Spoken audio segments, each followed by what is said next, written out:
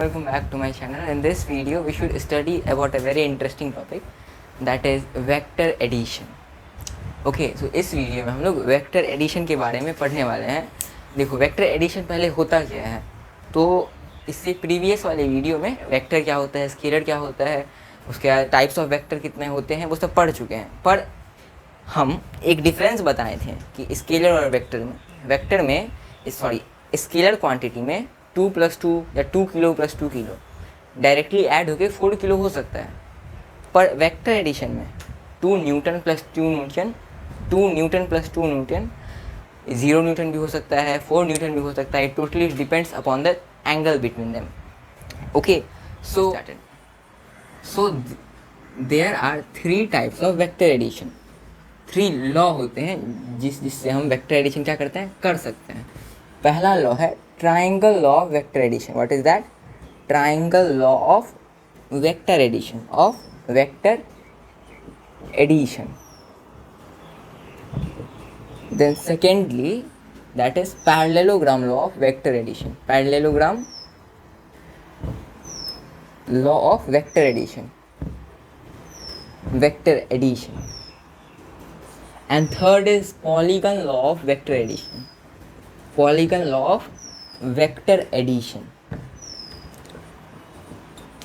Okay.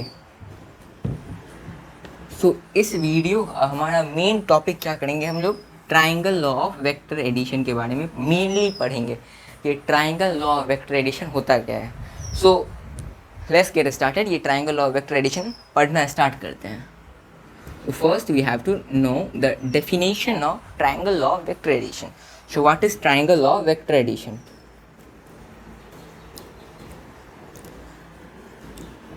Okay, when we place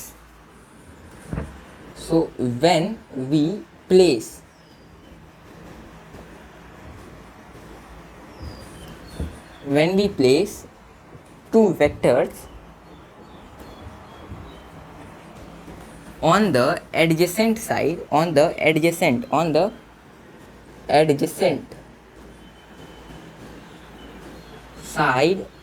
of a triangle. When we place two vectors on the adjacent side of a triangle in an order,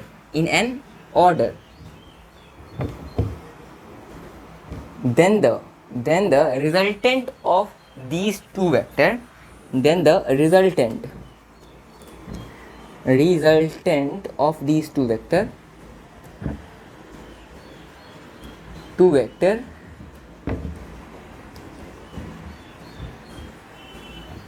will be the third side of the triangle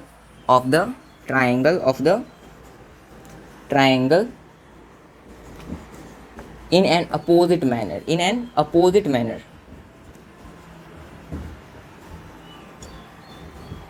manner. ये है इसका proper definition. सो समझ में नहीं आया होगा कि triangle law of vector addition है क्या, तो let's understand what is the definition means.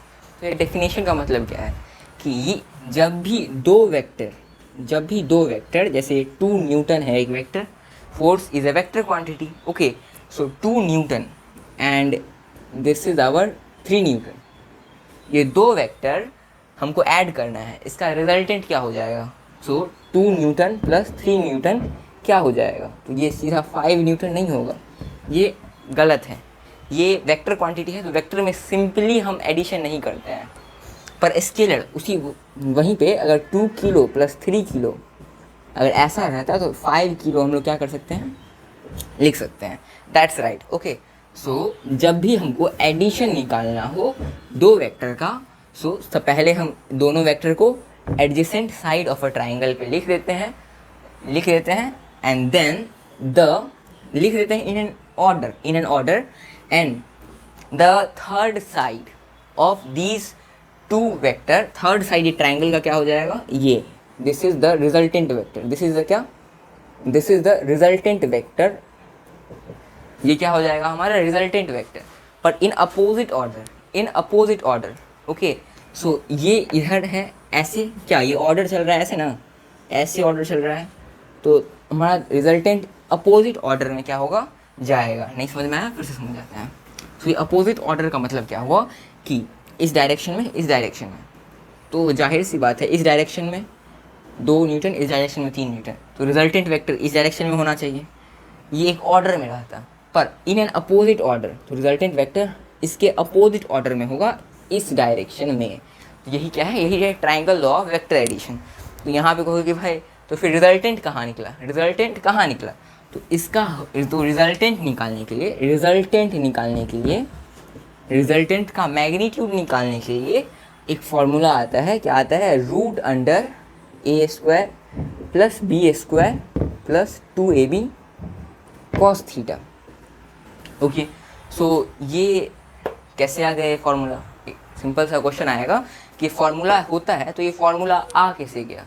तो इसका एक सिंपल सा डेरिवेशन है, सिंपल है पर बहुत ही इंपॉर्टेंट डेरिवेशन है, बोर्ड के रिगार्डिंग ये सब क्वेश्चन ही पूछा जाता है। तो इसका डेरिवेशन क्या हो जाएगा, ये रिजल्टेंट वेक्टर इसके बराबर कैसे, ये रिजल्टेंट का मैग्नीट्यूड हम कैसे निकालेंगे और डायरेक्शन कैसे निकालेंगे। Okay, so let's see the derivation of the triangle law of vector addition. Okay, और वेक्टर एडिशन का हम लोग डेरिवेशन समझते हैं कि ये इसका डेराइव कैसे हुआ कि रिजल्टेंट जो है वो किसके इक्वल आएगा, रूट अंडर ए square plus B square plus 2ab cos theta, ये इसके इक्वल ही कैसे आएगा रिजल्टेंट। सो सिंपली उसके लिए हम लेट्स सपोज कि एक वेक्टर लेते हैं, ये है हमारा A vector and this is our B vector, और रिजल्टेंट क्या हो जाएगा, the third side of the triangle in an opposite order. तो this is our resultant vector that is equals to summation of A vector plus B vector. ये एक basic knowledge है। Okay, now अब हम इस पे एक राइट एंगल ट्राइंगल कंस्ट्रक्ट करते हैं। अब हम सिंपली इस पे ऐसे कर सकते हैं क्या, एक राइट एंगल ट्राइंगल हो गया, एक राइट एंगल ट्राइंगल ऐसे बन गया, theta is equal to 90 degree. Okay, अब इसको नेमिंग कर देते हैं, लेट्स सपोज ये M K N P. Okay,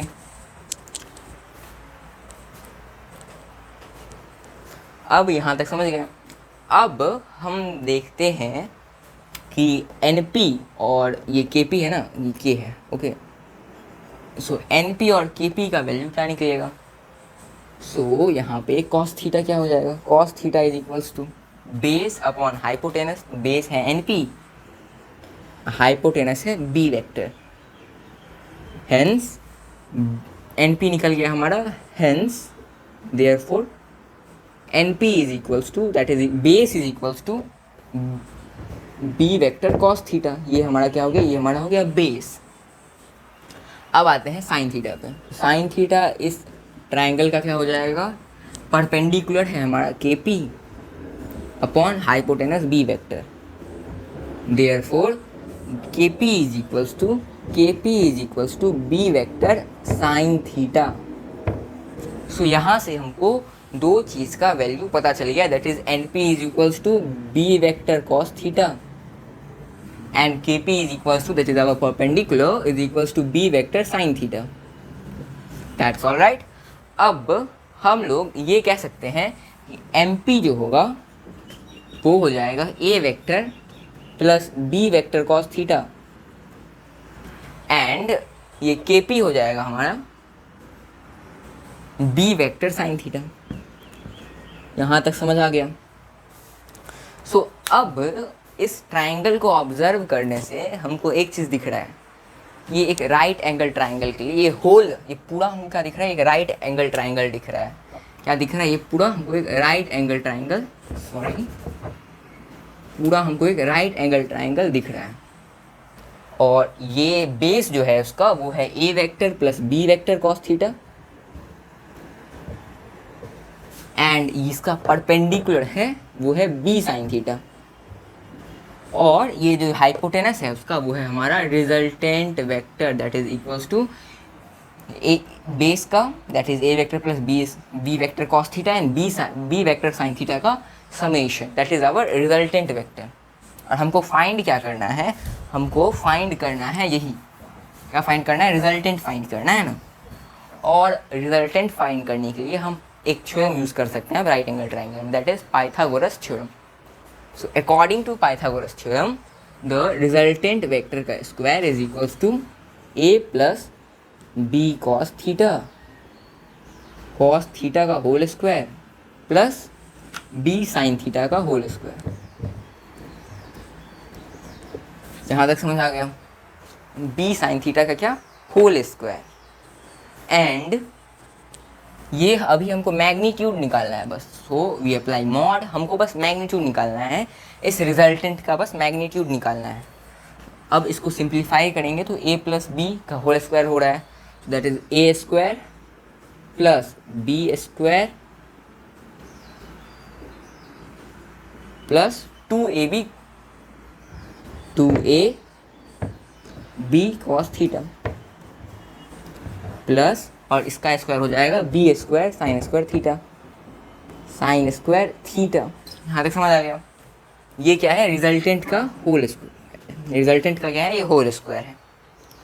अब हम यहाँ से बी स्क्वायर और बी स्क्वायर कॉमन ले सकते हैं कि नहीं?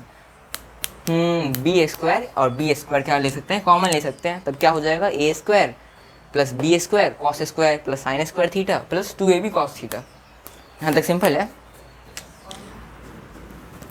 So after taking b square common, we get cos square theta plus sin square theta plus 2ab cos theta. Okay.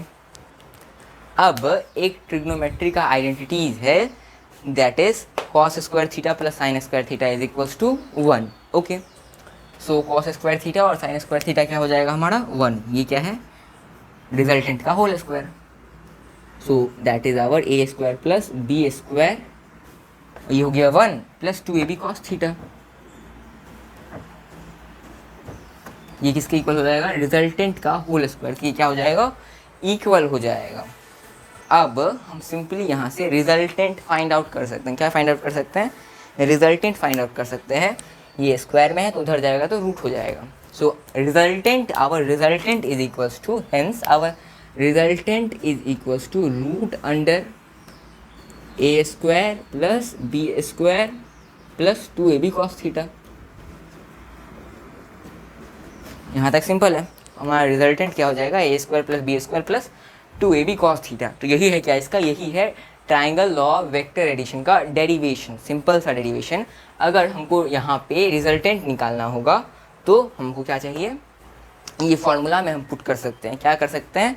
अगर ट्राइंगल लॉ वेक्टर एडिशन का रिजल्टेंट फाइंड करना है, ये क्या है? बस मैग्नीट्यूड है रिजल्टेंट का. This is our magnitude of the resultant vector. So this is root under A square plus B square plus 2ab cos theta. तो ये सिंपल था. ये था सिंपल सा ट्राइंगल लॉ वेक्टर एडिशन का derivation. Now let's take some example. Example लेते हैं कि वेक्टर एडिशन करते कैसे हैं. Now this is our example time. अब कुछ एग्जाम्पल करेंगे जो कि हमको ट्राइंगल लॉ वेक्टर एडिशन का, यू कैन सी दैट, क्या आ जाए, एप्लीकेशन यूज़ करना आ जाए. तो पहला क्वेश्चन है हमारा कि दो वेक्टर है 4 न्यूटन का, ऐसे कह सकते हैं, वरना हाँ ऐसे ले लो. ये एक ब्लॉक है, इस ब्लॉक पे इस डायरेक्शन में एक 4 न्यूटन का लग रहा है वेक्टर, फोर्स लग रहा है 4 न्यूटन का, और इधर भी सेम डायरेक्शन में फोर्स लग रहा है क्या? 4 न्यूटन का. अब then find the net force acting on the block.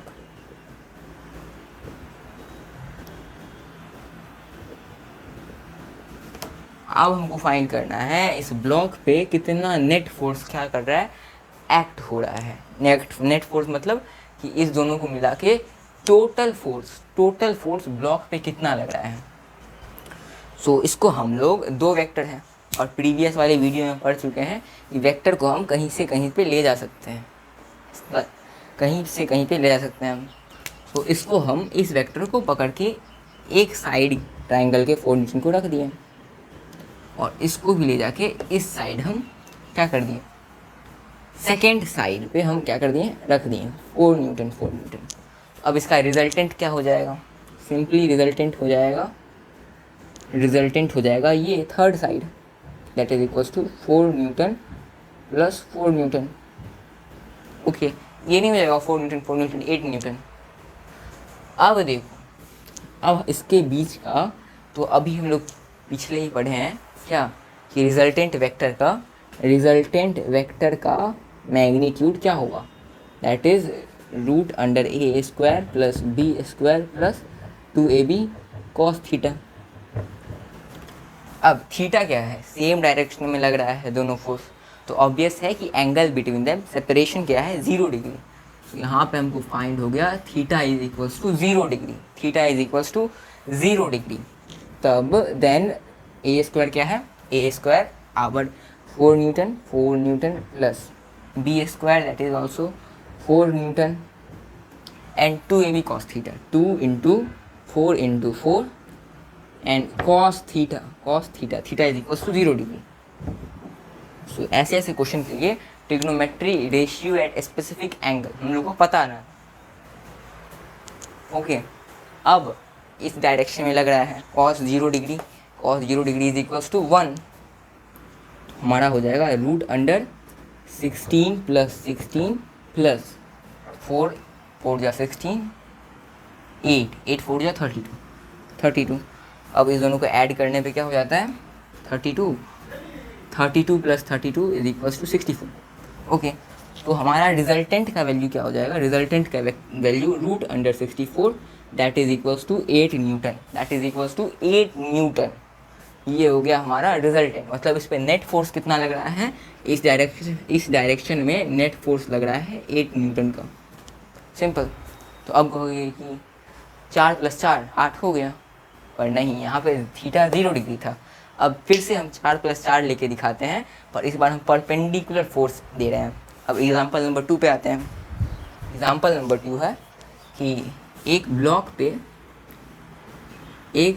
पे इधर 4 न्यूटन का फोर्स लग रहा है और इसके परपेंडिकुलर 90 डिग्री पे एक 4 न्यूटन का फोर्स लग रहा है। Then find the net force acting on the block. अब नेट फोर्स बताओ उस ब्लॉक पे कितना है, पर यहाँ पे थीटा हो गया 90 डिग्री। ओके, देन ये दोनों फोर्स का समेशन ही हो जाएगा नेट फोर्स। तब सीधा सिंपली ट्राइंगल लॉ में घुसा दो इसको एंड देन रिजल्टेंट फाइंड कर दो, that is equal to 4 newton and this is our resultant vector. Then we learn the formula of resultant vector, that is equals to a square root under a square plus b square plus 2ab cos theta, and here a is equals to 4 square plus 4 square plus 2 into 4 into 4 cos theta, theta is 90 degree। Okay, और cos 90 का value होता है 0 simply. Then cos 90 का value 0, तब resultant हमारा क्या आ जाएगा, resultant आ जाएगा root under 4 square plus 4 square and ये 0 से मल्टीप्लाई होगा 0, root under 16 plus 16 that is equals to root under 32। Root under 32 क्या हो जाएगा, रूट अंडर 32 न्यूटन। यही हमारा हो जाएगा resultant vector. So resultant is equals to root under 32 newton. Finally हम लोग पता कर लिए कि इस पर नेट फोर्स कितना लग रहा है। नेट फोर्स लग रहा है रूट अंडर 32 न्यूटन का नेट फोर्स इस पर लग रहा है, और रूट अगर फाइंड करना चाहते तो फाइंड कर सकते हो। अब लास्ट एग्जांपल देखते हैं, थर्ड एग्जांपल नंबर 3 है कि एक ब्लॉक पे इधर से 2 न्यूटन का फोर्स लग रहा है एंड 60 डिग्री पे एंड 60 डिग्री पे इधर से 4 न्यूटन का फोर्स लग रहा है। थीटा दे दिया है हमारा 60 degree. Then find the net force acting on the block. तो सिंपली हम लोग क्या करेंगे, 2 न्यूटन